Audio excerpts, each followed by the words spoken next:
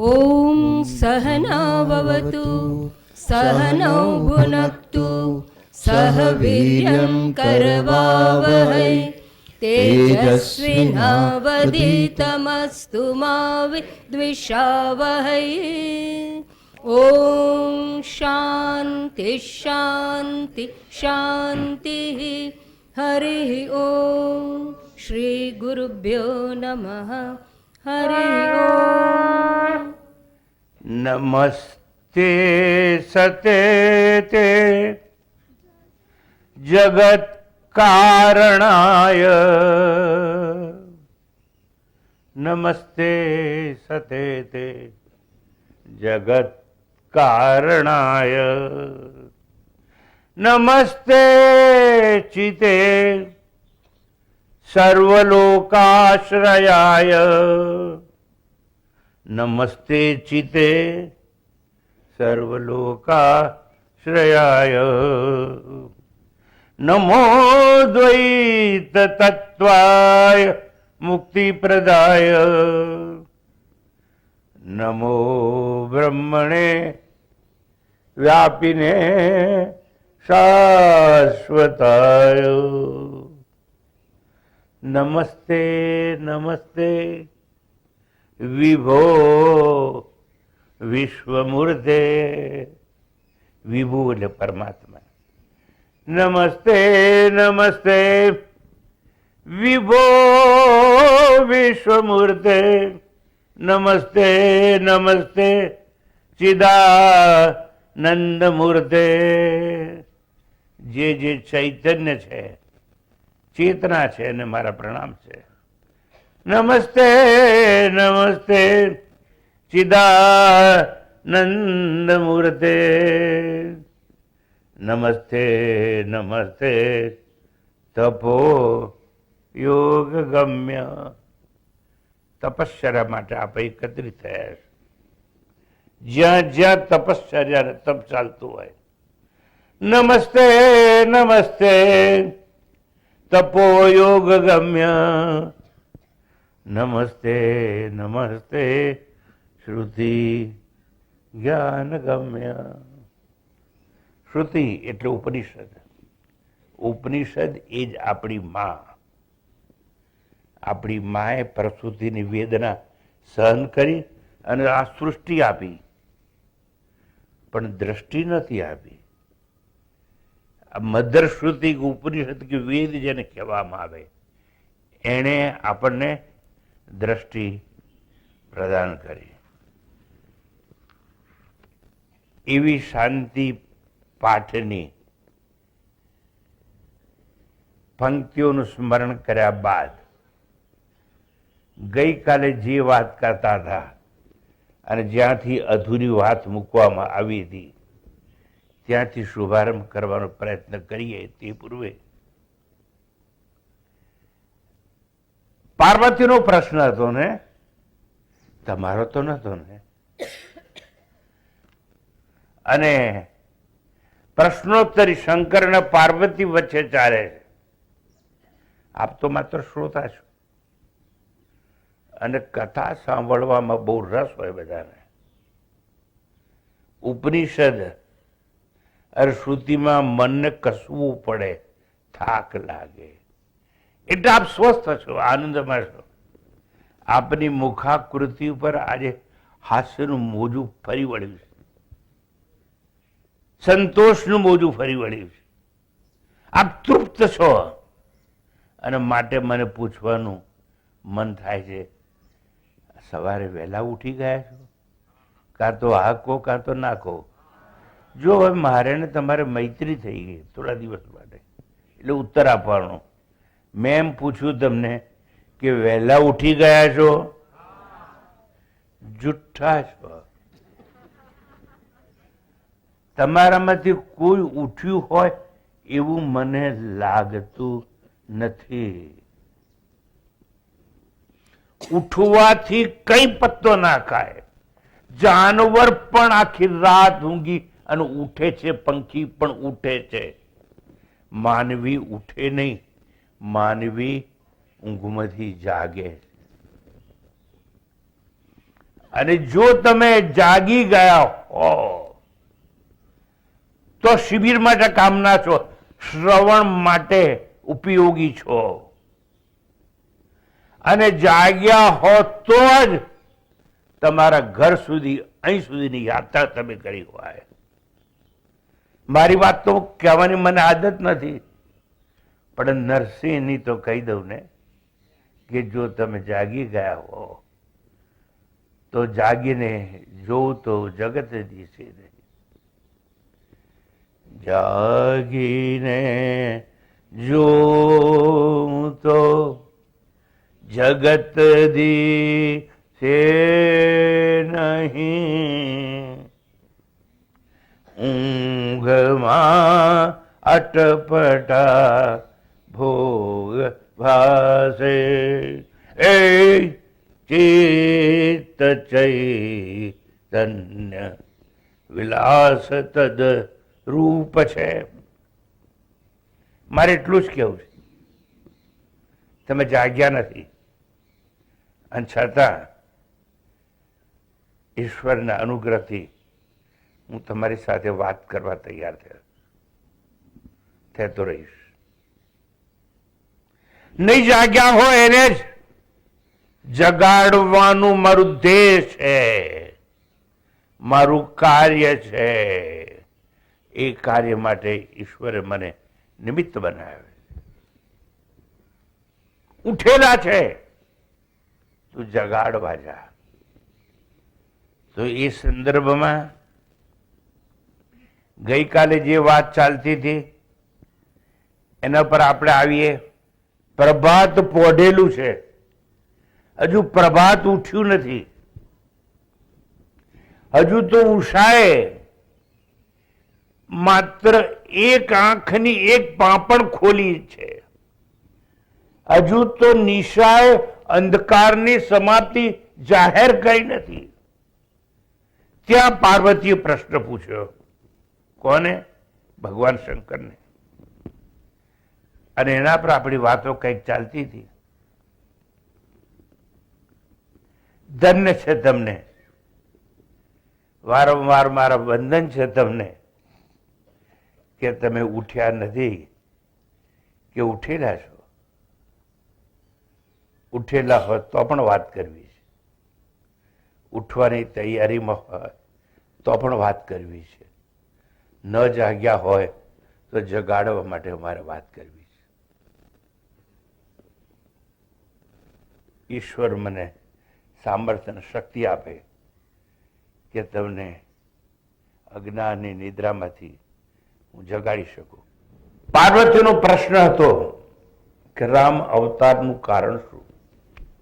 એ સંદર્ભમાં આપણી વાત આગળ ચાલતી હતી. શંકર સમજાવે, દેવી પાર્વતીને સમજાવે. આપણે સમજ્યા નથી ને સમજવા તૈયાર નથી, કારણ કે આપણે એવા ગુમાનમાં છીએ કે આપણે તો ઉપનિષદ જ વાંચવા જોઈએ, વેદોનું જ ગુણગાન કરવું જોઈએ, અને પુરાણો તો કચરો કહેવાય, એમાં પડવું ના જોઈએ.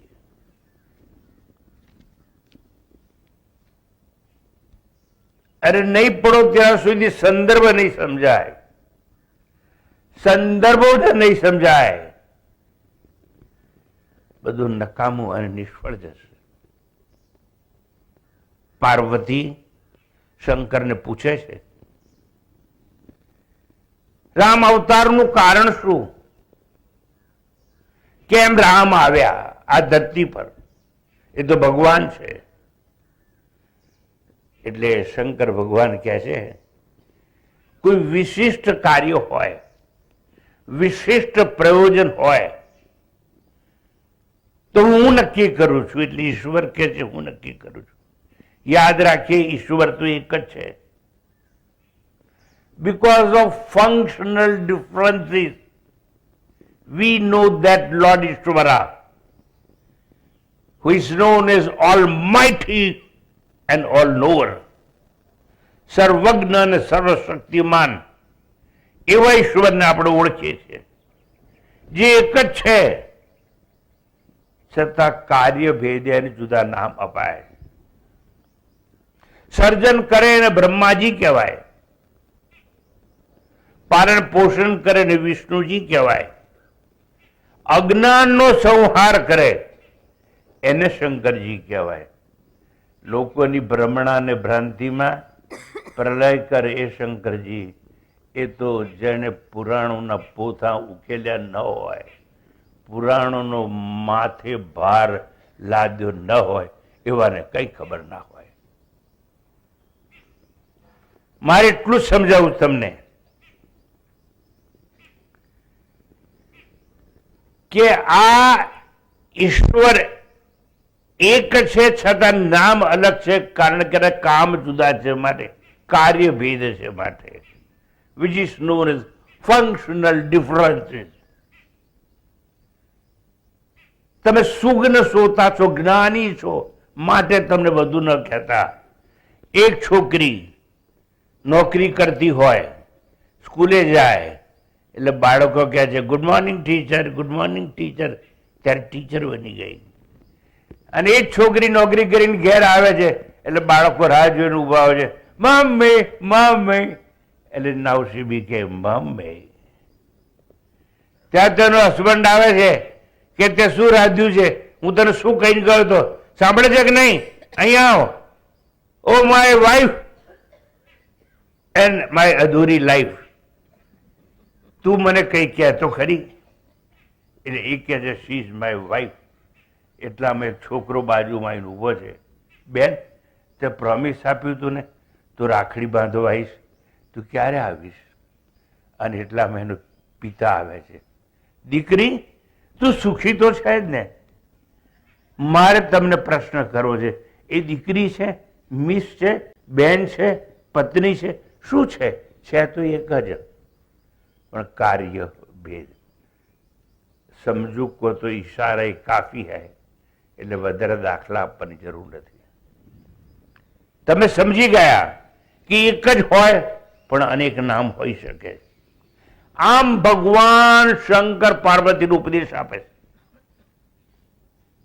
અને કહે છે વિશિષ્ટ કાર્ય માટે કોઈ પ્રયોજન જો એવું હોય તો ઈશ્વર કહે છે હું, એટલે વિષ્ણુ કહે છે હું નક્કી કરું કે મારે ક્યારે આવવું છે, હું નક્કી કરું કે મારે ક્યાં જવું છે, હું નક્કી કરું મારે કેવું રૂપ ધારણ કરવું છે, મારે સ્ત્રીનું રૂપ ધારણ કરવું છે, પુરુષનું કરવું છે, રાક્ષસનું કરવું છે, પ્રાણીનું કરવું છે, હું નક્કી કરીશ.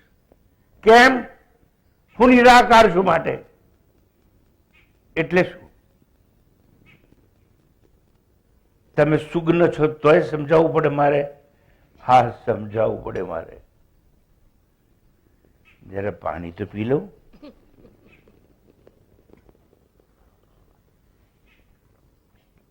મેં પીધું પાણી. આ પાણી જે ગ્લાસમાં મેં પીધું, મને કહો તો ખરા કે પાણીનો આકાર કેવો છે? જોરથી બોલો મિત્રો. પણ આ જ પાણી માટલામાં ભર્યું હોય તો એનો આકાર કેવો હોય? અને આ જ પાણી કમંડળમાં ભર્યું હોય તો કેવો હોય? આ જ પાણી લોટામાં ભર્યું હોય તો કેવો હોય? અરે બોલો તો ખરા. નથી બોલતા. હું સમજી ગયો કેમ. કારણ કે તમે એમ કહો કે લોટાકાર, એટલે તમારી નહીં થાય તમને કે યુ આર નોટ લોટાકાર. ભલે તમે કોઈ વાર મને કહ્યું અને તમે ફરી જાઓ ને લોટાકાર થઈ જાઓ, બટ યુ આર નોટ લોટાકાર.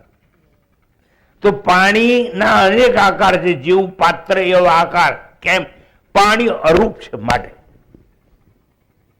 જ્યારે કોઈ રૂપ ના હોય એ અનેક રૂપ લઈ શકે. ઈશ્વર અરૂપી છે, ઈશ્વર નિરાકાર છે, and therefore he can take any form. Not only that, he can take any name. જે અનામી અને નિરાકાર હોય એ ગમે તે નામ અને આકાર પોતે લઈ શકે છે. એટલે તેને અવતાર કહેવામાં આવે છે. અનેક સમયમાં અવતારી તરીકે આવે ત્યારે ધારે તેવું રૂપ લઈ શકે, ધારે તેવો આકાર લઈ શકે, ધારે તે દેશમાં આવી શકે, ધારે તે કાળમાં આવી શકે. કેમ? ઈશ્વર સ્વતંત્ર છે, તમે પરતંત્ર છો. Therefore I said notice કે ડ્રેસ કોડ છે વ્હાઈટ, એટલે તમારે વ્હાઈટમાં જવું પડ્યું, કારણ કે તમારામાંથી કોઈ ઈશ્વર નથી. ધ્યાન રાખજો. તમે ઈશ્વર હોત તો મને કહી દીધું હોત કે સ્વામીજી અમે ગમે રંગના કપડા પહેરી, તમારે શું? But that freedom is not given to you and never. મારે તમને એટલું સમજાવવું છે, ઈશ્વર ગમે તે રીતે આવે, કારણ કે એ સ્વતંત્ર છે. હે દેવી, મનુષ્ય જન્મ, મૃત્યુ કે જીવન માટે સ્વતંત્ર નથી. તમે સ્વતંત્ર નથી. તમારે કેવા કપડા પહેરવા ઈશ્વર નક્કી કરશે. તમને સ્ત્રી બનાવી દેશે ને તો સ્ત્રીના કપડા પહેરવા પડશે, બાળક બનાવશે તો બાળકના કપડા પહેરવા પડશે. જન્મશો ત્યારે તમે નિર્વગ્ન અવસ્થામાં હશો, અને છેલ્લી ઘડીએ તમે રખિયાથી વીંટળાયેલા હશો, કારણ કે એ તમારી સ્વતંત્રતા નથી. ઈશ્વર પાસે એ સ્વતંત્રતા છે. એ ધારે તો પશુ બનીને પણ આવે, પંખી બનીને પણ આવે. ઈશ્વર પાસે સ્વતંત્રતા છે. એ ધારે તો દેવ યોનિમાં પણ આવે, એ ધારે તો ભોગ યોનિમાં પણ આવે. કારણ કે કેવી યોનિમાં આવવું એની સ્વતંત્રતા છે, તમારી નાય. અર્થાત ઈશ્વર ક્યારે આવે, કેવા વસ્ત્રોમાં આવે, કેવા સમયમાં આવે, કેવા રૂપમાં આવે, એની સ્વતંત્રતા છે. ક્યારે આવવું અને ક્યારે જવું એ સ્વતંત્રતા છે, તમારી સ્વતંત્રતા નથી. તમને તો ડોક્ટર આવીને કહી દેશે કે કેન્સર છે, હાર્ટ એટેક છે, એટલે અમુક નિશ્ચિત સમય તમારે જવાનું. એ એનો હુકમ છે, પણ તમે એમાં માનતા નથી, એટલે રોગ કકડ કરો છો. કેવા અજ્ઞાની છો કે એણે કહ્યું એ પણ માનવા તૈયાર નથી. કઈ વાંધો નહીં, ઈશ્વર અવતારી છે, પોતાની ઈચ્છાથી પોતાને પ્રગટ કરે છે અને સ્વેચ્છાએ અંતર્ધાન થાય છે. માટે સ્વેચ્છાએ દેહ કે તન એ ધારણ કરે છે.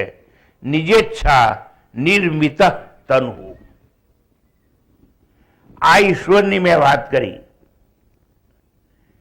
કેમ? પાર્વતીનો પ્રશ્ન હતો માટે, અને ધીરે ધીરે આપણે આગળ જઈએ. આમ ઈશ્વર કે અવતારીના અવતાર માટે અનેક કારણ છે. અનેક કારણોમાં એક કારણ તો કૃષ્ણ પરમાત્માએ ગીતામાં રજૂ કર્યું છે કે યદા યદા હિ ધર્મસ્ય ગ્લાનિર્ભવતિ ભારત અભ્યુત્થાનમ ધર્મસ્ય તદાત્માનમ સૃજામ્યહમ. એટલું જ નહીં, એણે એવું પણ કહ્યું છે પરિત્રાણાય સાધુનામ વિનાશાય ચ દુષ્કૃતામ.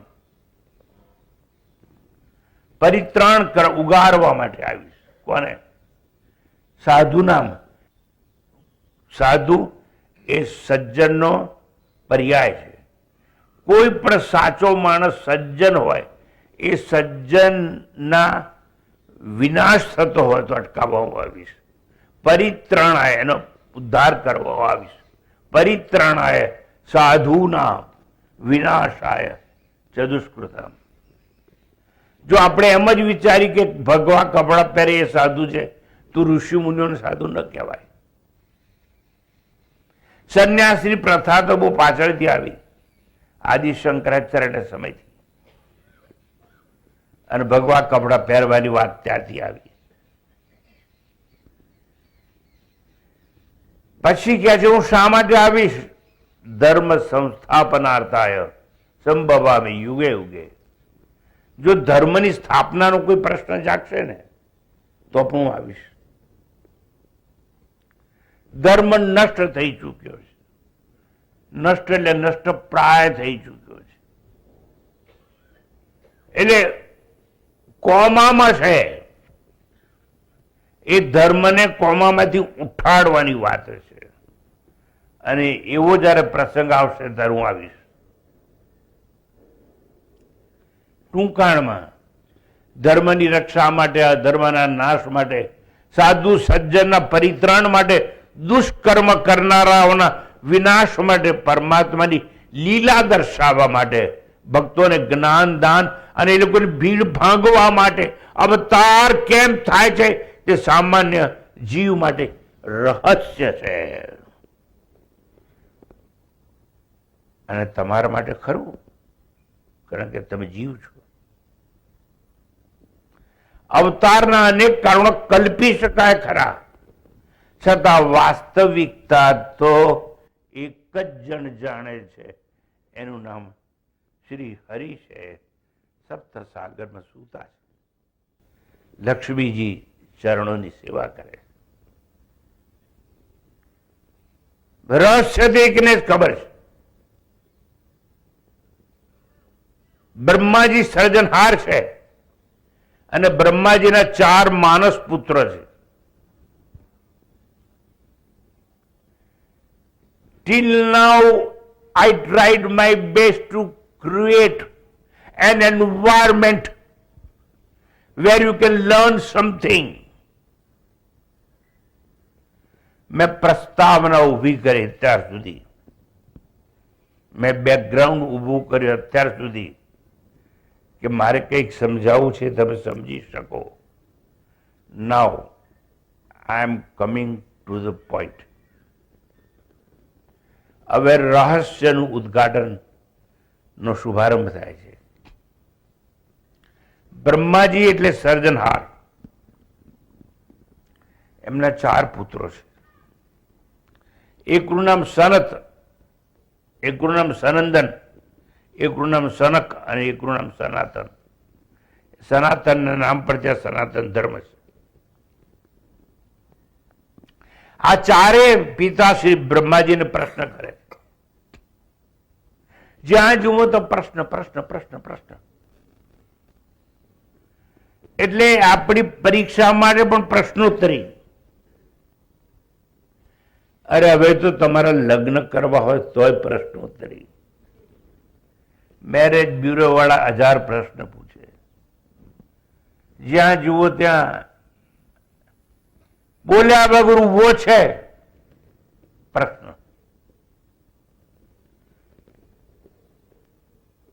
આ બ્રહ્માજીના 4 પુત્રોએ બ્રહ્માજીને પ્રશ્ન કર્યો, જેમ પાર્વતીએ શંકરને પ્રશ્ન કરેલો. અમને સંસારના સુખનું દર્શન થયું નથી. બ્રહ્માજી કહે છે કે એવું કરો, સુખ શું છે તમને ખબર નથી? તો કે ના. તો તમે 4 આદિ નારાયણના દર્શને જાઓ. ભગવાન ક્ષીર સાગર સૂતા હોય, એના ચરણોમાં વંદન કરીને પ્રશ્ન પૂછો. આદિ નારાયણ જેને કહેવાય. 4 પુત્રો સંકીર્તન કરતા કરતા, એ જમાનો હતો કે એમને એમ નતા જતા ગપ્પા મારતા મારતા, સંકીર્તન કરતા કરતા જતા હતા. કોઈ પણ કારણસર મેં કહ્યું કે તમે અહીં આવજો. ક્યાં? આશ્રમમાં. કેમ? યજ્ઞ માટે. તો તમે હાથમાં લીધું હોય,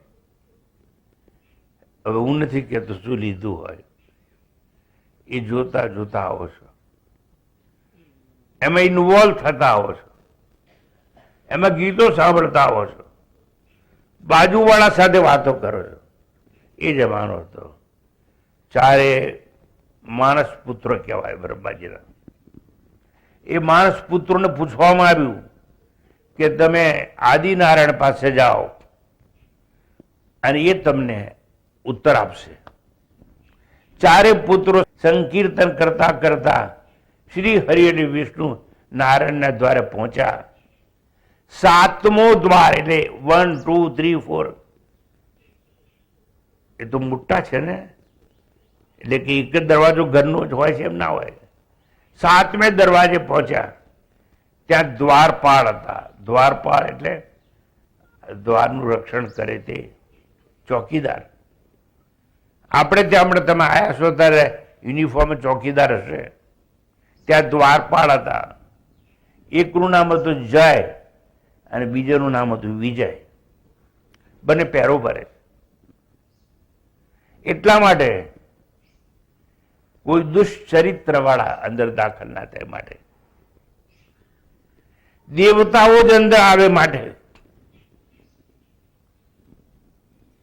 યોગ્ય વ્યક્તિની એન્ટ્રી થાય માટે જય અને વિજય ચોકી ભરે છે. જય અને વિજય એમને રોક્યા. આમ ગદા ધરી દીધી. રૂક જાઓ, કહા જાતે હો. પણ આ તો બ્રહ્માજી સર્જનહાર, એના 4 પુત્રો, એને કોઈ રોકે તો? આ સોનિયાના છોકરાને રોકી જુઓ તો તમારા શું હાલ કરે છે. મુશ્કેલીમાં મૂકી જશે, નહીં રોકી શકો. આ બ્રહ્માજીના 4 પુત્રો જય અને વિજય ગદા ધરી રૂક જાઓ. માનસ પુત્ર કહે છે તમે અમને રોકનાર કોણ? અમે તો અમારા માતા પિતાના આશીર્વાદ માટે આવ્યા છીએ.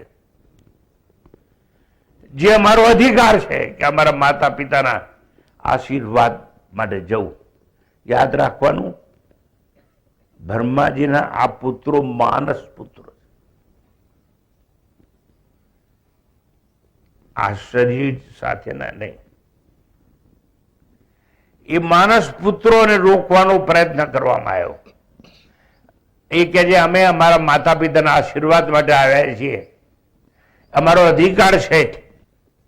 સામાન્ય નથી, મહાત્માઓ છે, મહાન આત્માઓ છે, લોકો જ્ઞાની છે. લોકો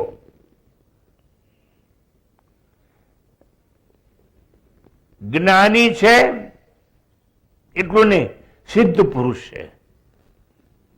નિર્દોષ અને અજ્ઞાની બાળક જેવા નથી. સાચા જ્ઞાની કદી પણ સિદ્ધિનો ઉપયોગ કરતા નથી. પ્રતિષ્ઠા માટે તો કદાપી નહીં.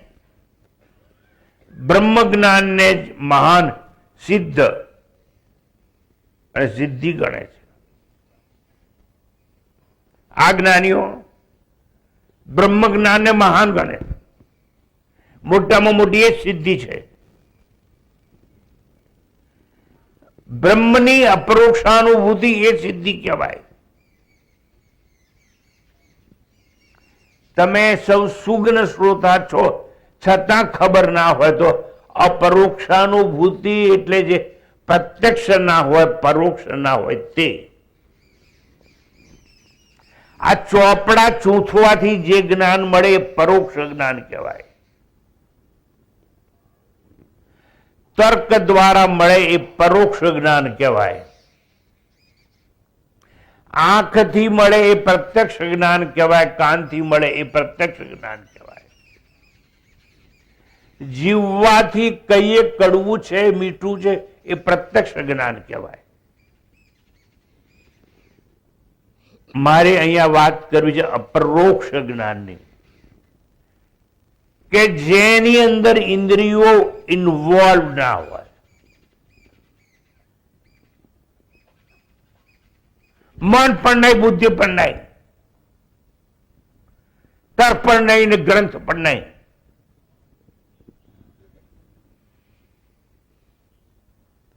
પણ એ કોઈના મુખેથી સાંભળેલું જ્ઞાન હોય. મેં પહેલા જ દિવસે કહ્યું હતું મારા વિચારોમાં પ્રભાવ છે રમણ મહર્ષિ અને રંગ અવધૂતનો માટે કહું છું.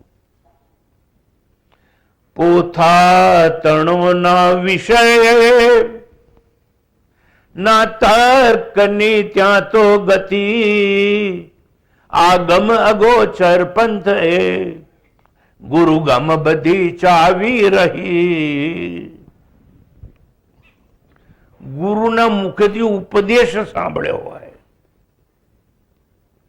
એ પણ શંકા મુક્ત થઈને શ્રદ્ધા સંયુક્ત થઈને તો તમે જ્ઞાન પ્રાપ્ત કર્યું હોય, બાકી નહીં.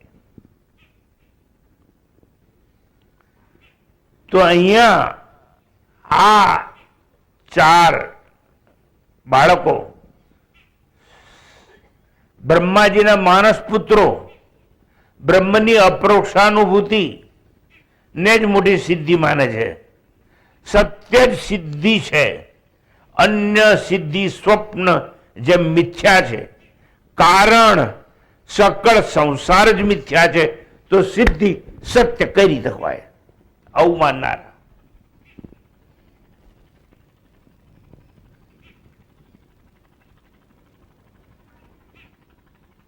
આ ચમત્કારો છે ને એ લોભામણા તમને પ્રભાવિત કરનારા છે,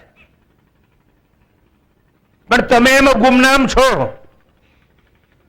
તમને એ જ ગમે છે કોઈ ચમત્કાર કરે. તમે ગુરુના દર્શને જાઓ અને તમે ધારો કે 1 કપ પાણી એમને પાવ અને પાછું આપે અને પાણી મીઠું થઈ જાય તો તમને ચમત્કાર લાગે.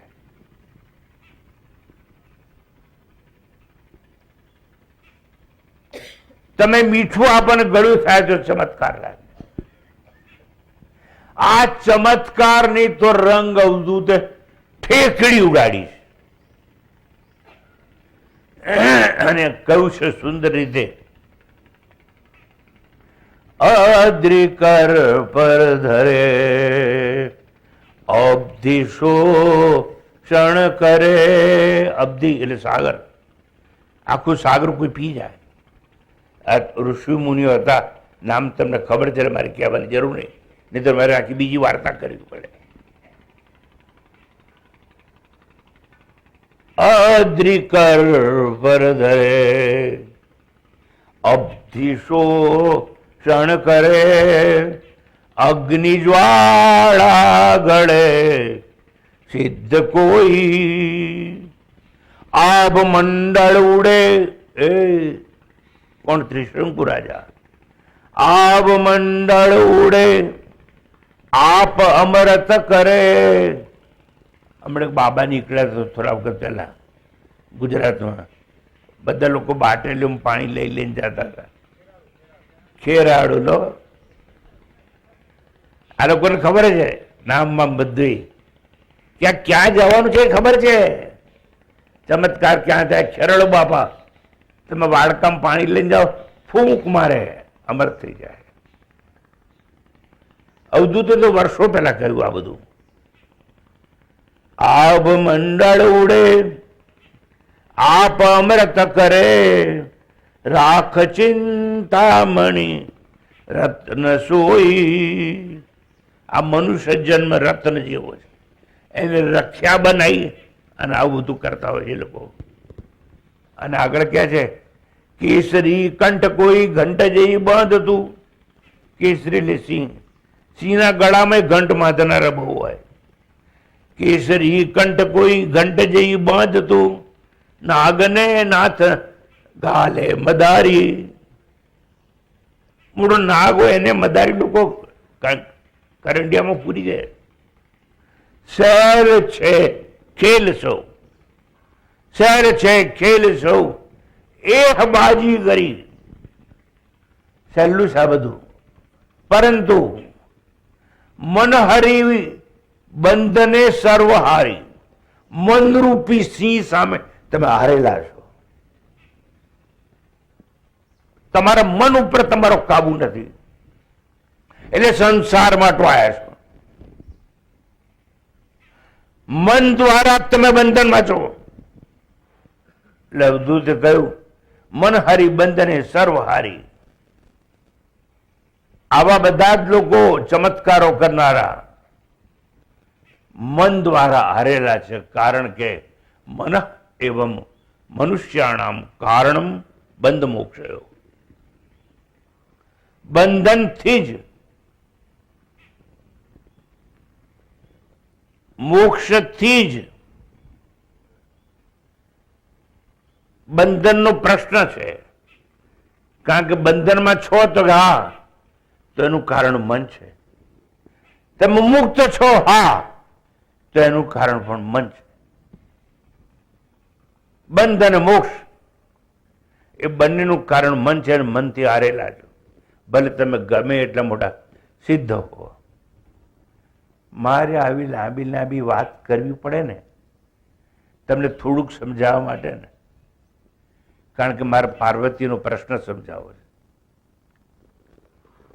પણ પેલા 4 પુત્રો હતા ને બ્રહ્માજીના, એને દ્વારપાળે રોકેલા.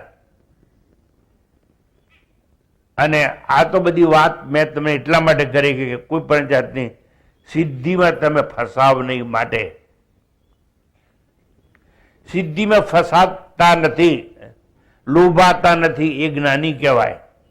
સિદ્ધસ્ય વિત્તિ સત એવ સિદ્ધિ સ્વપ્નોપમાનઃ ખલુ સિદ્ધયો અન્યઃ સ્વપ્ન પ્રબુદ્ધસ્ય કથમનું સત્ય સતી સ્થિત કિમ પુંદરેતિ માયાત.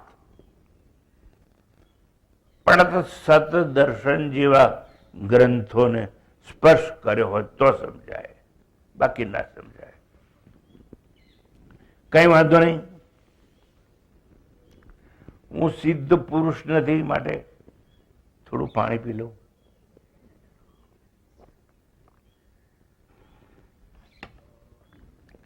ગ્લાસ એટલા માટે કાચનો રાખતો નથી કે પાણીના નામે હું શું પીવું છું તમને શું ખબર પડે. કે અમારા માટે લોકોમાં એક ભ્રાંતિ હોય છે કે આ તો ગ્લાસમાં બદામ ને પિસ્તા નાખેલું કેસર વાળું હોય અને બાપુ પીએ ને ઠોકે જ રાખે. કારણ કે એ લોકોને તો કથા વાર્તા કરવી હોય, બીજા લોકોને થાક લાગે કે ના લાગે, અમે તો કથા કરીશું તો કરીએ. એમ છતાં સનત કુમારો 4 પુત્રો, કોના પુત્રો?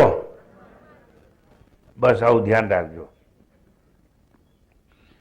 તો એમ છતાં સનત કુમારો ક્રોધાયમાન થયા, માયામાં ફસાયા. તમે સિદ્ધ છો, જ્ઞાની છો, તો તમારાથી ક્રોધ ના થાય. માયામાં ફસાયા અને ક્રોધાવેશમાં એમણે જય અને વિજય કોણ હતા? આવું બોલતા રહેજો, નહીં આગળ નહીં ભણાવું. જય અને વિજય કોણ હતા? એ જય અને વિજય જે દ્વારપાળ હતા, અને દ્વારપાળ હતા પણ કોના? ભગવાનના દ્વારપાળ. 7મે દરવાજે ઉભેલા હતા. અને ભગવાનના દ્વારપાળ એટલે ભગવાનથી જુદા નહીં એવા એમને શ્રાપ આપ્યો. કોણે શ્રાપ આપ્યો? સનત કુમારોએ. તમે ભેદમાં રાખો છો, ભેદ દ્રષ્ટિ રાક્ષસમાં હોય. તમે આ સ્વર્ગીય ભૂમિને લાયક નથી. તમારે રાક્ષસ યોનિમાં 1 વાર 2 વાર નહીં 3 વાર જન્મ લેવો પડશે. જાઓ, શ્રાપ અપાઈ ગયો. કેમ સમજાવું છું? પાર્વતીએ શંકરને પ્રશ્ન પૂછેલો કે રામા અવતાર કેમ થયો? 3 વખત રાક્ષસોનીમાં તમે જન્મ લેશો અને પરમાત્માના પરમધામમાંથી જય અને વિજયનું પતન યોગ્ય નથી. અને તે પરમાત્માના દ્વારપાળો પાર્ષદો પરમ પવિત્ર ગણાય. ઉપરાંત પરમાત્માનું પરમધામ કહેવાય છે. શાસ્ત્રો તો એવું ગાયું છે કે પરમધામમાં ગયેલો કદાપી આ જન્મ અને મૃત્યુ લોકમાં પાછો આવતો નથી. યદ ગત્વા ન નિવર્તન્તે તદ્ધામ પરમમ. તે પરમધામનો દ્વારપાળ એને તમે શ્રાપ આપ્યો. અને એક વાર બે વાર નહીં, એમ કહ્યું કે 3 વાર તમે રાક્ષસ યોનિમાં જન્મ લેશો. જય અને વિજય પરમેશ્વરના આશ્રિત છે, તેથી પરમાત્માને તેમનું પતન શોભે નહીં. અને સનત કુમારો જ્ઞાની છે, તેમને ક્રોધ આવે એ પણ યોગ્ય નથી. પેલા લોકોને કોઈ શાપ આપે એ પણ યોગ્ય નહીં, પરમધામના છે. અને આ સનત કુમાર 4 માનસ પુત્રો બ્રહ્માજીના એ ક્રોધ કરે એ પણ સારું નહીં. આ શંકર ભગવાન જુઓ તટસ્થ રીતે પોતાની પ્રિયતમાને સમજાવે. મેં શબ્દ કર્યો પ્રિયતમાને સમજાવે. કેમ? આ સાધુને, આ રક્ષા લગાડનારાને, ગળામાં હાપ રાખનારને પૈણે કોણ? અને છતાં એક એવી સ્ત્રી નીકળી કે એને શંકરને પોતાનો પતિ બનાવવા માટે પંચાગ્નિ તપ કર્યું. એટલે ચારે તરફ અગ્નિ હોય અને સામે સૂર્ય હોય. સૂર્યની સામે જોતા રહેવાનું, આંખ મટમટાવવાની નહીં, અને સૂર્ય જેમ ફરે એમ ફરતા રહેવાનું, આમ આમ આમ આમ. અને સૂર્યાસ્ત થાય ત્યારે આંખો બંધ કરવાની. નહીં ખાવાનું, નહીં પીવાનું. આવું પંચાગ્નિ તપ ન કર્યું ત્યારે ભગવાન શંકર એને પ્રસન્ન થયેલા.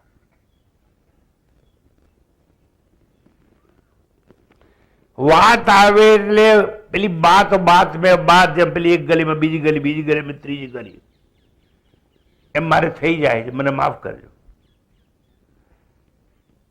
પણ તમે સાહિત્ય રસિકો નથી માટે મેં કહ્યું. કાલિદાસનું કુમાર સંભવ નામનું નાટક આવે, એમાં આ બધી વાતો આવે. હું સેન્ટ ઝેવિયર્સ કોલેજમાં ભણતો હતો ત્યારે આ નાટક ભણ્યો માટે મેં તમને વાત કરી. જય અને વિજય 3 જન્મ પછી પરમાત્માના ધામમાં આવશે એવું લાગ્યું. મેં તમને કહી દીધું, આદિનારાયણ પરમાત્મા સનત કુમારોની પાસે જાય છે અને કહે છે કે તમારું અપમાન એ મારું અપમાન છે. તમે જે કર્યું તે તો યોગ્ય જ છે. આપે યાદ રાખવાનું કે આપણો શ્રાપ નિષ્ફળ નહીં જાય. શાની વાત ચાલે છે? પાર્વતીના પ્રશ્નની વાત ચાલે છે કે રામાવતાર કેમ થયો. ગાડી આડે પાડે ન જાય માટે વારંવાર તમને સમજાવવામાં આવે છે. એટલા માટે જય અને વિજયને 3 જન્મ પછી મારા ધામમાં પુનઃ પાછા લવાશે, પરંતુ તેમના ઉદ્ધાર માટે હું 4 વાર પ્રગટ થઈશ. હરિ કહે છે, એટલે વિષ્ણુ કહે છે. 3 વાર શાપ મળ્યો કે રાક્ષસ યોનિમાં જશો. આ કહે છે તમને પાછા લાવવા માટે હું પ્રયત્ન કરીશ, કારણ કે જે સિદ્ધ હોય એને ક્રોધ ના આવવો જોઈએ. અને તમે મારા દ્વારપાળ છો, તમને પગે લાગવું જોઈતું હતું એ લોકોએ પ્રવેશ માટે, પણ તમારું અપમાન કર્યું છે એ પણ યોગ્ય નથી. એટલે હું તમને પાછા લાવવા માટે પ્રયત્ન કરીશ, પરંતુ તેમના ઉદ્ધાર માટે હું 4 વાર પ્રગટ થઈશ, અવતાર લઈશ. હું ઈશ્વર અવતારી એક છું, પણ મારી સ્વતંત્રતા છે. હું ધારું તેટલા અવતારો, ધારું તેટલા રૂપ, ધારું તેટલા નામ લઈ શકું તેમ છું. કોણ કહે છે? આદિનારાયણ હરિ. હે જય અને વિજય, નિશ્ચિંત રહેજો. હું આપના ઉદ્ધાર માટે પ્રથમ વરાહ અવતાર લઈશ, કારણ કે એને 3 વાર રાક્ષસ યોનિમાં જન્મવાનું હતું. એટલે કહે છે હું આપના ઉદ્ધાર માટે પ્રથમ વરાહ અવતાર લઈશ, પછી નૃસિંહ અવતાર લઈશ. હું ધારું તેવું રૂપ લઈ શકું, કારણ કે હું નિરાકાર છું. પાણી નિરાકાર છે એટલે જે પાત્રમાં મૂકો એવો આકાર લઈ શકે. એ પ્રમાણે શાપ મુજબ તમે બંને રાક્ષસ થશો, હિરણ્યાક્ષ અને હિરણ્યકશિપુ. ત્યારે હું વરાહ અને નૃસિંહ અવતાર લઈ આપનો ઉદ્ધાર કરીશ. હે જય ને વિજય, બીજા જન્મે તમે રાવણ અને કુંભકર્ણ થશો. હે જય ને વિજય, બીજા જન્મે તમે રાવણ થશો અને કુંભકર્ણ થશો. હું રામાવતાર લઈશ અને રાક્ષસ યોનિમાંથી તમને મુક્ત કરીશ. કેમ કહ્યું? પાર્વતીનો પ્રશ્ન છે. માટે ક્યારે કહ્યું? પ્રભાત ઉગડી નહોતું ત્યારે. ક્યારે કહ્યું? ઉષાએ અંધકારની સમાપ્તિ નહોતી કરી ત્યારે. પ્રાતઃકાળના વચનો બહુ સાચા પડતા હોય છે, એટલે પ્રાર્થના પ્રાતઃકાળે કરવાની હોય, સૂર્યોદય પૂર્વે કરવાની હોય. કોઈ પણ સારું કાર્ય કરવું હોય તો પ્રાતઃકાળે એનો પ્રારંભ કરવો જોઈએ. ભગવાન શંકર કહે છે કે હે દેવી પાર્વતી, શ્રી હરિએ વચન પાળ્યું અને રામાવતાર લઈ રાવણનો ઉદ્ધાર કર્યો. અત્રે સૌએ યાદ રાખવાનું, ભગવાન વિષ્ણુ કે હરિને રામનો અવતાર લેવો પડ્યો માત્ર રાવણના ઉદ્ધાર માટે. ઉપરાંત કારણ કે રાવણ તો પેલો જય વિજય થયા હતા ને, એટલે રાવણના ઉદ્ધાર માટે ઉપરાંત નારાયણના દ્વારપાળ જય અને વિજયના ઉદ્ધાર માટે. એક તો રાવણના ઉદ્ધાર માટે, રાવણ થઈશ અને રાક્ષસ જેવો હતો લોકોને બચાવવા માટે, અને જય અને વિજયના ઉદ્ધાર માટે. માટે બ્રહ્માજીના પુત્રોએ તેમને આપેલો શ્રાપ, તમે 3 વાર રાક્ષસ યોનિમાં જન્મ લેશો પણ ચિંતા કરશો નહીં. હે પાર્વતી, આવું વચન ભગવાને આપેલું. જય અને વિજયનો ત્રીજો જન્મ શિશુપાલ અને દંત વક્ત રૂપે થયો. શ્રી હરિ નારાયણે કૃષ્ણનો અવતાર લઈ અને એમનો ઉદ્ધાર કર્યો. હે દેવી પાર્વતી, મેં રામાવતારના રહસ્ય પરથી પડદો તો ઉંચક્યો છે, છતાં તે રહસ્યનું સંપૂર્ણ અનાવરણ હજુ બાકી છે. પરમાત્માના અવતાર માટે ગમ્ય અગમ્ય અનેક કારણો હોઈ શકે. અરે એકવાર મનુ અને રાણી શત્રુપાની તપશ્ચર્યા ના પ્રતાપે, એકવાર મનુસ્મૃતિ આપણે વાંચીએ છીએ, નામ તો સાંભળ્યું. એકવાર મનુ અને રાણી શત્રુપાની તપશ્ચર્યા, ઘોર તપ કર્યું એ લોકોએ, અને તપશ્ચર્યાના પ્રતાપે સ્વયં હરિએ વરદાન આપેલું. એ લોકોએ માગણી કરી, શું જોઈએ છે? જે કહેશો તે આપીશ. એટલે શત્રુપાએ કહ્યું, અમને તમારા જેવો પુત્ર જોઈએ. એટલે ભગવાને કહ્યું, મારા જેવો? તો મારા જેવો તો બીજો કોઈ નથી, પણ હું પોતે જ આપણે ત્યાં પુત્ર રૂપે જન્મ લઈશ. હું આપણા આગળ પુત્ર રૂપે અવતરીશ. અંતે મનુ અને શત્રુપા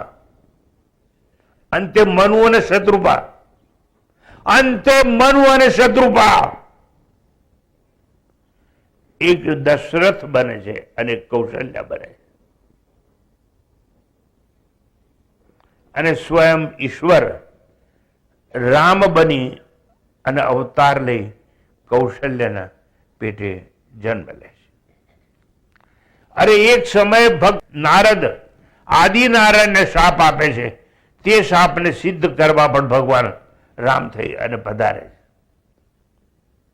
આમ બીજા જન્મે જય વિજય રાવણ અને કુંભકર્ણ થયેલા તેમના ઉદ્ધાર માટે શ્રી હરિએ રામાવતાર લીધો.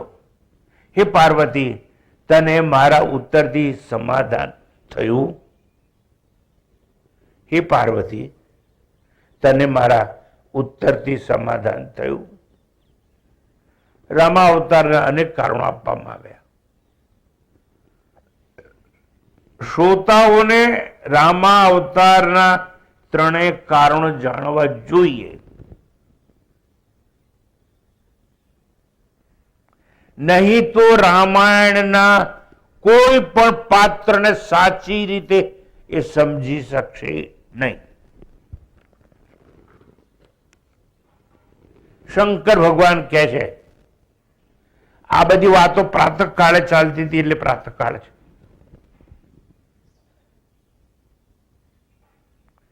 જે સમયે આવો વાર્તાલાપ થયો શંકર અને પાર્વતીએ એ વખતે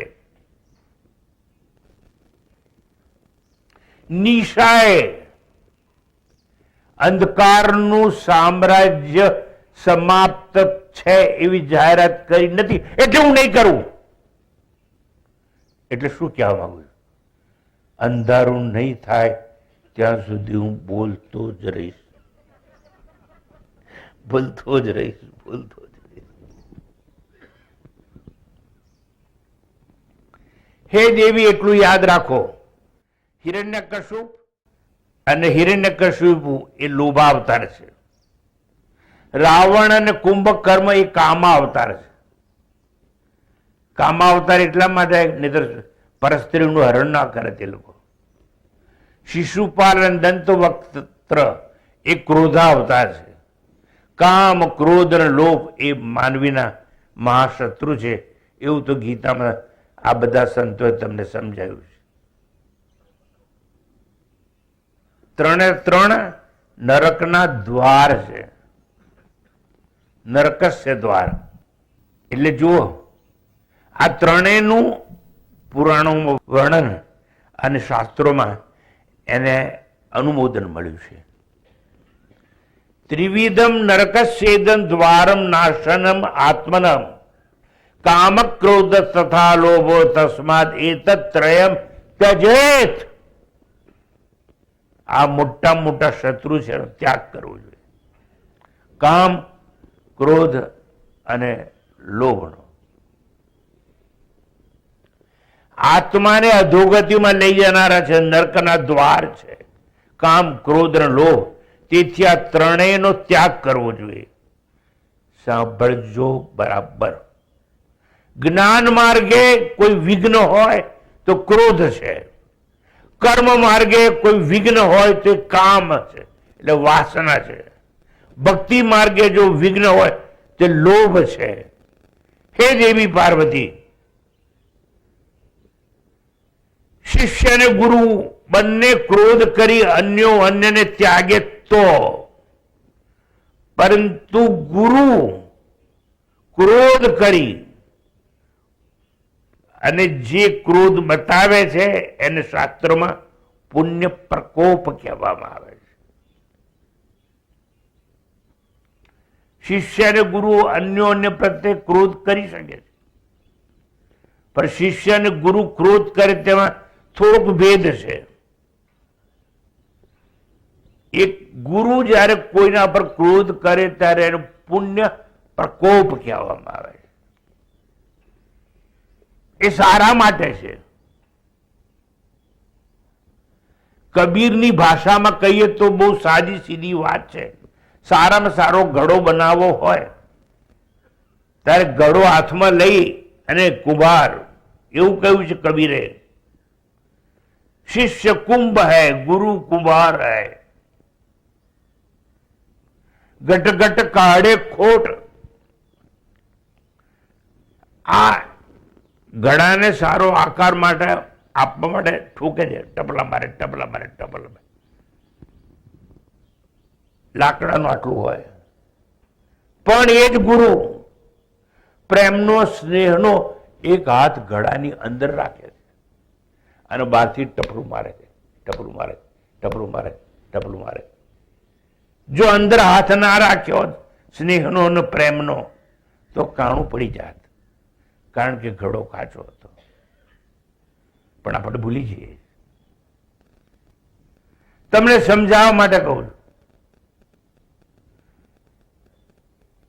આજે તો શક્ય નથી આવું કે પુત્ર પિતાની સેવા કરે, પણ એ જમાનામાં શ્રવણ માતા પિતાના કાવડમાં લઈ અને ચારધામની યાત્રાએ નીકળે.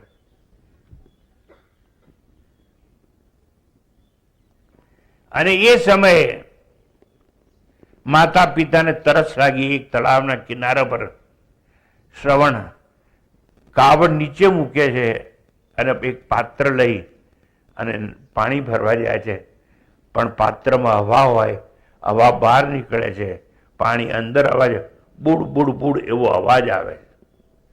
ત્યાં દશરથ રાજા રથમાંથી નીકળેલા શિકાર કરવા માટે, અને બુડ બુડ એવો અવાજ સાંભળ્યો એટલે એમના મનથી કોઈ પ્રાણી છે. અને રાજા દશરથ શબ્દવેદી બાણ જાણતા હતા. શબ્દ અવાજ આવે અને બાણ મારે, સફળ થાય. અને દશરથ રાજાના હાથથી શબ્દબાણ છૂટી ગયું અને શ્રવણની હત્યા થઈ ગઈ. બ્રાહ્મણ હતો, બ્રહ્મ હત્યાનું પાપ લાગ્યું. ત્યાં સુધી વાંધો નથી, પણ પેલા તરછા મા બાપને પાણી આપે કોણ? શ્રવણ તો નથી, પણ શ્રવણ હતો. દશરથ શ્રવણ બની અને પાણી લઈને ગયો. લો, પાણી પીઓ. શ્રવણ, શ્રવણ બેટા તું બોલતો કેમ નથી? શ્રવણ હોય તો બોલે ને. આ તો દશરથ શ્રવણ બનેલો હતો. અંતે કહી દે છે, મારી ભૂલ થઈ, હું શબ્દવિધિ બાણ જાણતો હતો, મારાથી તીર છૂટી ગયું, આપનો પુત્ર હતો ન હતો થઈ ગયો. શ્રવણ બેટા બોલતો ખરો. શ્રવણ, ઓ શ્રવણ, જા, અમે અમારા પુત્રનું નામ સ્મરણ કરીએ છીએ. શ્રવણ, શ્રવણ, શ્રવણ,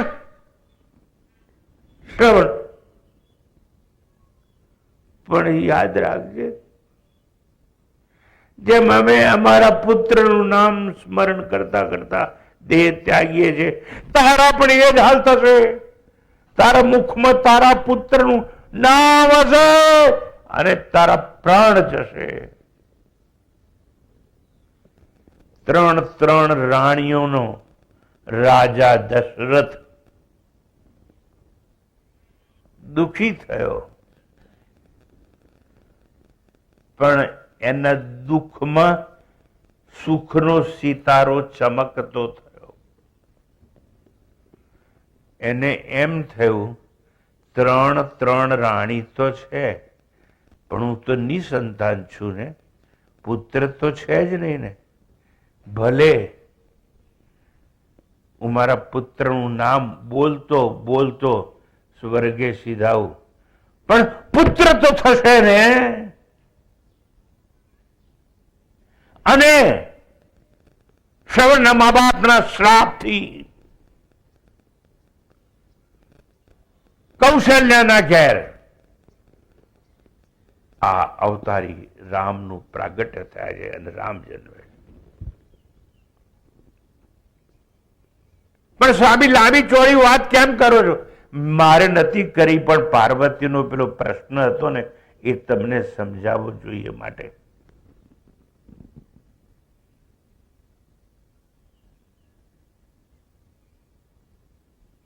એ તો પાર્વતી સારી હતી કે ભગવાન શંકર જેવા જ્ઞાનીને પૂછેલો.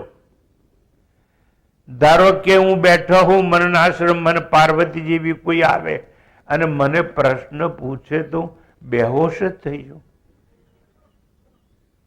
મારી પાસે ઉત્તર ના હોય. શંકર ભગવાન પાસે ઉત્તર હતો અને શંકર ભગવાને ઉત્તર આપ્યો.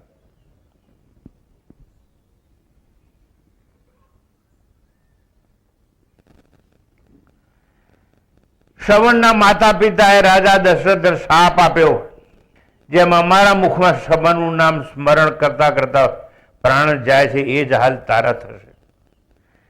એ શ્રાપ અંતે આશીર્વાદ બન્યા અને દશરથને ત્યાં ભગવાન રામનો જન્મ થાય છે. આને શ્રાપ ન કહેવાય, આને પુણ્ય પ્રકોપ કહેવાય. કારણ કે શ્રવણના મા બાપ યાત્રાએ જતા હતા, પડે પડે મુખમાં ભગવાનનું નામ અને સ્મરણ હતું. શ્રવણના માતા પિતા બ્રાહ્મણ હતા. શ્રવણના માતા પિતાએ તપશ્ચર્યાનું જીવન જીવ્યું હતું, અને એવા લોકોના મુખમાંથી નીકળી પડે કંઈ તો જો સત્ય થતું હોય તો આપણા ધૂળ ધાણી તથા જીવનને બચાવી અજ્ઞાનને દૂર કરી અને જે ગુરુ આપણને સાક્ષાત્કાર માટેનો પ્રયત્ન કરાવતા હોય એ ગુરુના મુખમાંથી ક્રોધ નીકળી પડે તો એ ક્રોધ ન કહેવાય, એને પુણ્ય પ્રકોપ કહેવાય. પણ એ પુણ્ય પ્રકોપને સમજનારા શિષ્યો મય પરવાર્યા છે. અત્યાર નથી, આ તો પહેલાની વાતો છે, કળિયુગની વાતો નથી.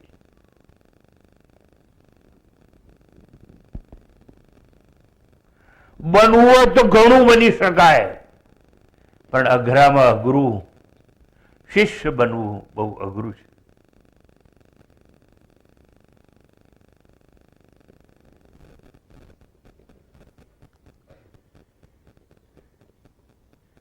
જેમ ભગવાન બનાય નહીં, ભગવાનને પ્રગટ થાય, એમ શિષ્ય થવાય નહીં, શિષ્ય રૂપે પ્રગટ થવું પડે.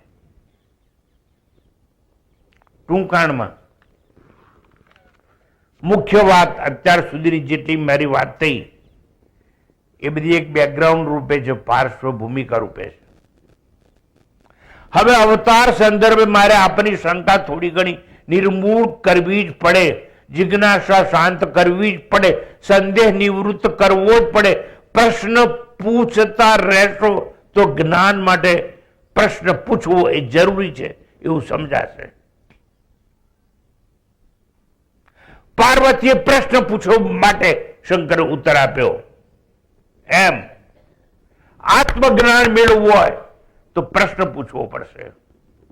તત્વિદ્ધિ પ્રણિપાતેન પરિપ્રશ્નેન સેવયા ઉપદેક્ષન્તિ તે જ્ઞાનમ જ્ઞાનિન તત્વદર્શિન. શાસ્ત્રો એટલે ગીતા એવું કહે છે કે આત્મજ્ઞાન પ્રાપ્ત કરવું હોય તો શું કરવું પડશે?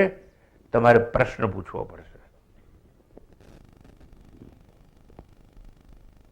પ્રશ્ન પૂછીને તદ્વિધિ એને જ્ઞાનને જાણો. કોને? આત્મજ્ઞાનને જાણો, બ્રહ્મ જ્ઞાનને જાણો, અજ્ઞાનને નષ્ટ કરો. પણ એને માટે પહેલી શરત છે તત્વિધિ પ્રણિપાતેન. પેલા પ્રણામ કરો. સ્વામીજી અમે તો લાખ વાર પ્રણામ કર્યા પણ પત્તો ખાતો નથી. એ શરીર ઝુકાવવાના પ્રણામ નહીં. ઝુકાવવું એટલે અહંકારને ઝુકાવી દેવાનો.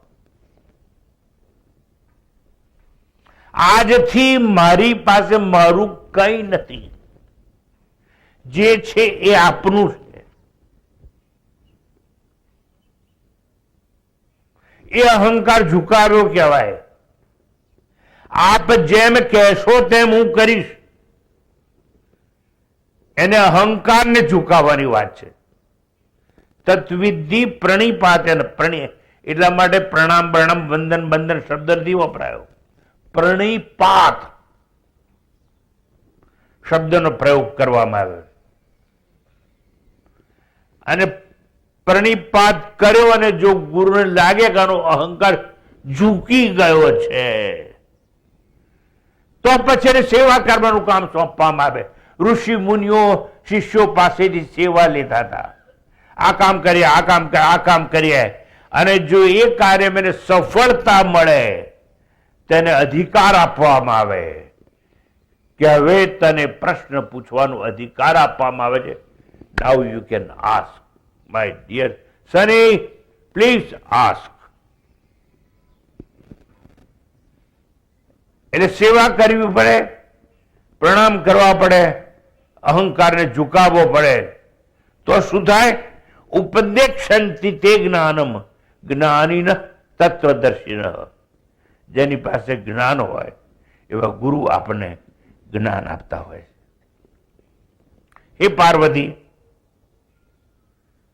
શંકર ભગવાન કહે છે જો પ્રશ્ન કરવો હોય તો જ્ઞાનનું સાધન છે એક, અને જે જ્ઞાનમાં વૃદ્ધિ થાય અને અજ્ઞાનની નિવૃત્તિ થાય એવો પ્રશ્ન મને પૂછવા દેજો. કોણ કહે છે? પાર્વતી કહે છે. કોને કહે છે? શંકરને કહે છે.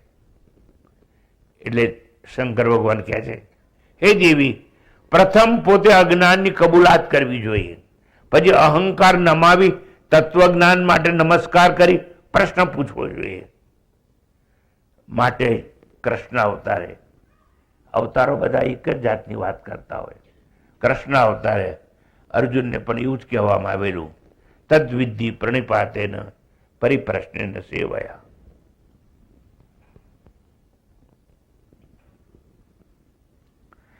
સેવાથી સત્સંગ થાય તે તો ભૂતકાળની વાતો બની ગઈ.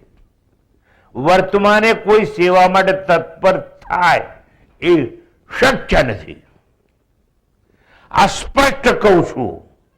આ મારા 85 વર્ષની અનુભૂતિની વાત છે. અત્યારે કોઈ સેવા કરવા તૈયાર નથી,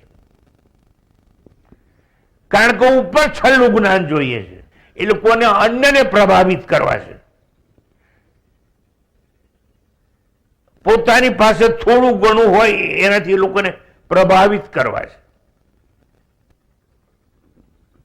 સેવા કોઈને કરવી નથી, અને એટલે સાચું જ્ઞાન કોઈને મળતું નથી.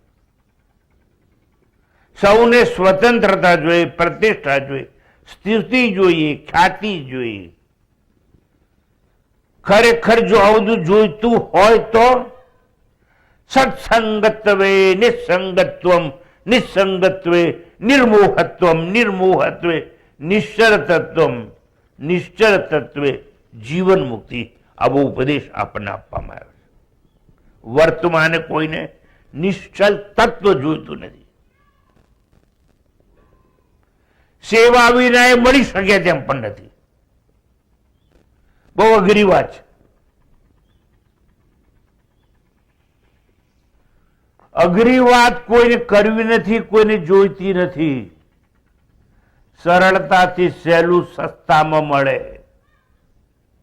પણ યાદ રાખવાનું, એ 1000 વાળો પડ્યો નથી રસ્તામાં કે મળે તમને સસ્તામાં.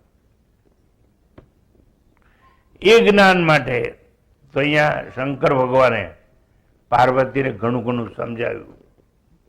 આવા મહાન તપસ્વીઓ સ્વર્ગમાં મહત્વનું પદ લઈ લેશે.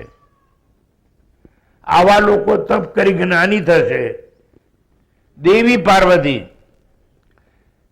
પ્રભુ રાજા દશરથ અને કૌશલ્યના ઘરે ભગવાન તરીકે પ્રગટ થશે, અને બીજાને ઘેર કેમ નહીં? પાર્વતી અચકાતી નથી, પૂછે જ રાખે છે. આપણે તો એક બે પ્રશ્ન પૂછીને અટકી જઈએ. પાર્વતી કહે છે પ્રભુ રાજા દશરથ અને કૌશલ્યના ઘરે જ અવતારે ભગવાન થઈને પ્રગટ થશે, બીજાને ઘેર કેમ નહીં? મહાદેવ કહે છે દેવી શ્રવણ કરો. શ્રી સ્વયંભૂ મનુ અને શતરૂપા રાણી રાજ્યનો ભાર પુત્રને સોંપી નૈમિષારણ્ય તપ માટે ચાલ્યા ગયા. વલ્કલ વસ્ત્રો ધારણ કર્યા, અન્નનો ત્યાગ કર્યો, કંદમૂળ પર જીવન ટકાવી રાખ્યું, દ્વાદશ મંત્રનો જપ કરતા રહ્યા. આ દ્વાદશ કહું એટલે સમજાય નહીં, માતાજીને કહેવું પડશે. દ્વાદશ મંત્ર એટલે શું? ઓમ નમો ભગવતે વાસુદેવાય, દ્વાદશ મંત્ર. પંચાક્ષર મંત્ર એટલે શું? સૌથી પવિત્ર છે. ઓમ નમઃ શિવાય એ પંચાક્ષર મંત્ર. તો અહીંયા જે વાત આપણે કરતા હતા એના સંદર્ભમાં આગળ જઈએ.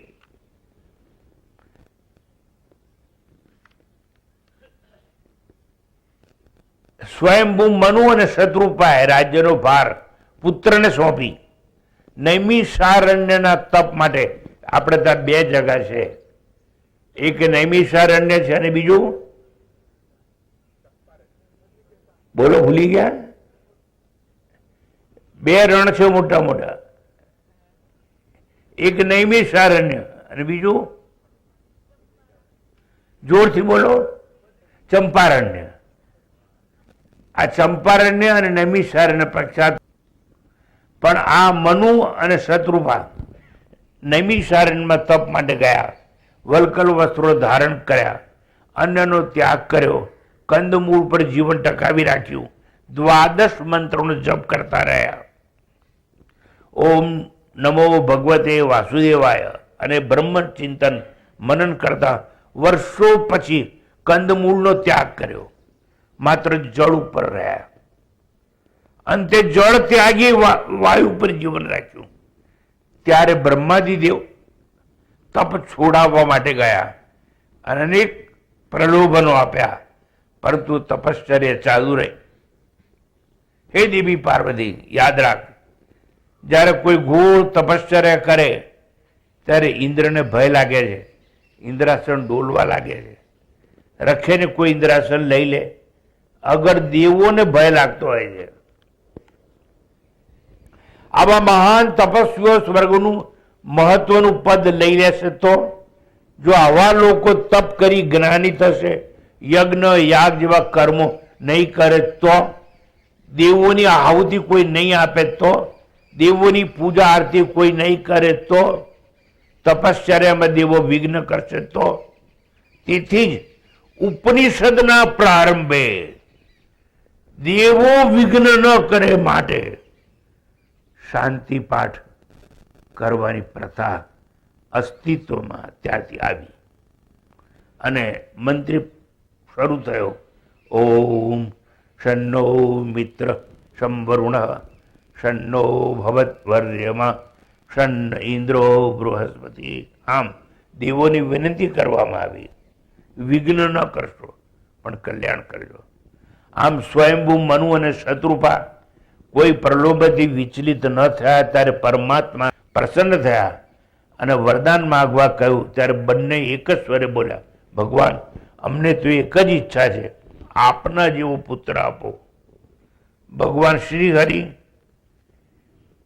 કે છે, મહારાજ જેવો મારા સમાન તો કોઈ નથી, પણ હું ઈશ્વર તો એક જ છું, અદ્વિતીય છું. છતાં મેં વરદાન આપ્યું છે, માટે હું આપનો પુત્ર થઈ પ્રગટ થઈશ. તથાસ્તુ. આવા વરદાનથી સ્વયંભૂ મનુ અને રાણી તપશ્ચર્યા કરે, ત્યારબાદ પુનઃજન્મે રાજા દશરથ અને કૌશલ્ય રૂપે એમને ત્યાં રામ જન્મે છે.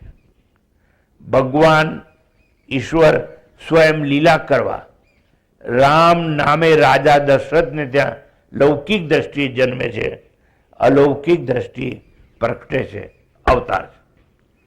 આવા વરદાન મનુ દશરથ કૌશલ્ય રૂપે જન્મે પછી રામ લૌકિક દ્રષ્ટિએ પુત્ર કહેવાય અને અલૌકિક દ્રષ્ટિએ રામ એ અવતાર કહેવાય. લૌકિક અને અલૌકિક દ્રષ્ટિ.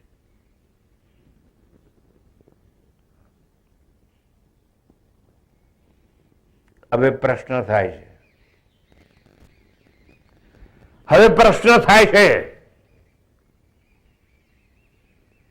પણ પ્રશ્ન મારે તમને કહેવો નથી, નહીતર તમે ઉત્તર માગશો કે કયો પ્રશ્ન છે.